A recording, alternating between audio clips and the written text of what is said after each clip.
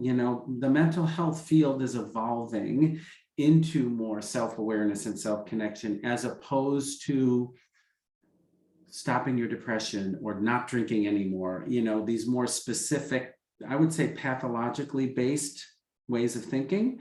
And IFS is a very non-pathological view of the human psyche. You know, all parts are welcome, even your bad, horrible parts. So I think the whole mindset has been impactful in the mental health field.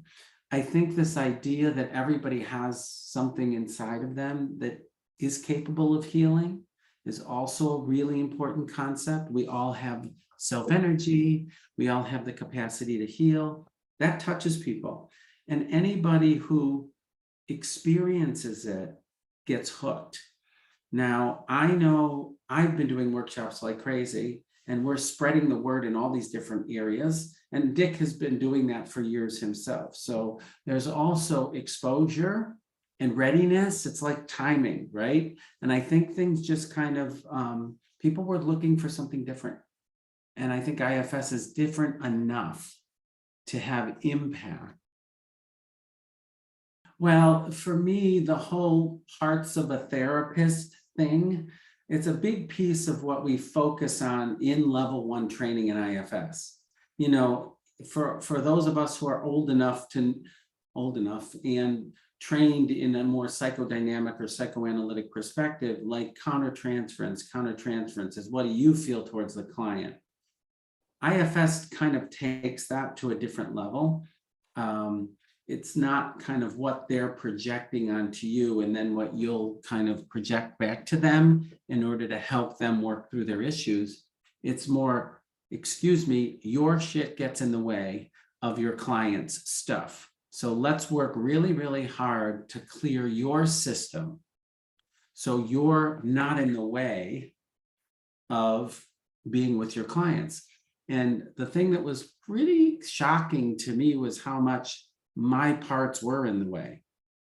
How you think about someone, the preconceived notions you have about someone, the energy they, you know, give off to you, the way you want to call somebody a borderline, or the way you have these judgmental views of people when their parts show up, and their parts that are difficult or not cooperative or shutting you down.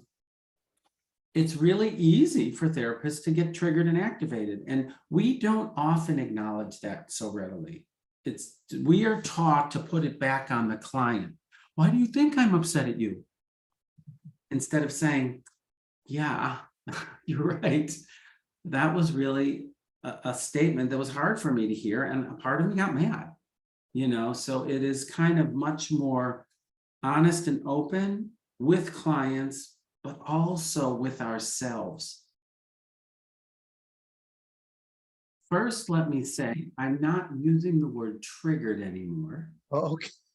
Interestingly enough, you Okay. know, and when you're a trauma therapist, you talk about triggering all the time. And in this day and age, with all of the violence and the shootings, the word triggering is triggering for a lot of people, interestingly enough. And I found this out in my work in trauma.